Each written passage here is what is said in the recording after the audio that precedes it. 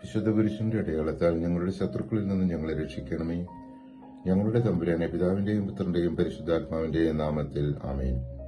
Daniel പുസ്തകത്തിന്റെ 2-ാം അധ്യായം നെബൂഖദ്നേസറിന്റെ പ്രതിമയുടെ സ്വപ്നവും അതിന്റെ വ്യാഖ്യാനവും വിവരിക്കുന്നു.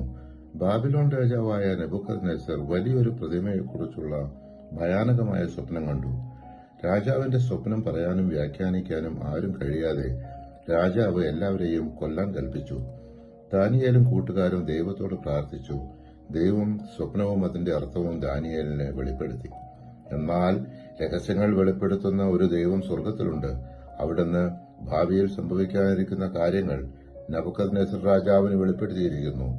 എന്റെ സ്വപ്നവും കിടക്കയിൽ വെച്ചുണ്ടായ ദർശനങ്ങളും ഇവയാണ്. 2-ാം അധ്യായം 28-ാം തിരുവചനം.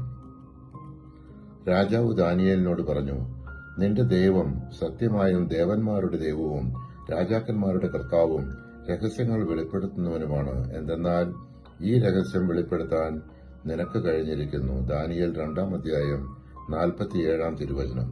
ദാനിയേൽ പുസ്തകത്തിന്റെ 3-ാം അധ്യായം ശദ്രക്, മേശക്, അബ്ദനേഗോ എന്നീ 3 പേരെ തീച്ചൂളയിൽ നിന്ന് രക്ഷപ്പെട്ട കഥയാണ്. നെബൂഖദ്നേസർ രാജാവ് ഒരു വലിയ സ്വർണ്ണ പ്രതിമ സ്ഥാപിച്ചു. എല്ലാവരും അതിന് മുമ്പിൽ വീണ് ആരാധിക്കണമെന്ന് കൽപ്പിച്ചു. എന്നാൽ ശദ്രക്, മേശക്, അബ്ദനേഗോ എന്നിവർ പ്രതിമയെ ആരാധിക്കാൻ വിസമ്മതിച്ചു. അവർ യഹോവയോടുള്ള വിശ്വാസത്തിൽ ഉറച്ചുനിന്നു.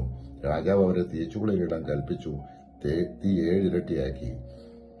തീച്ചൂളയിൽ അവർക്ക് യാതൊരു കേടും സംഭവിച്ചില്ല. അവരോടൊപ്പം ഒരു 4-മൻ, അതായത് ദൈവദൂതനുണ്ടായിരുന്നു. നെബൂഖദ്നേസർ അവരുടെ ദൈവത്തെ മഹത്വപ്പെടുത്തി. ആരും അവരുടെ ദൈവത്തെ അപമാനിക്കരുതെന്ന് കൽപ്പിച്ചു.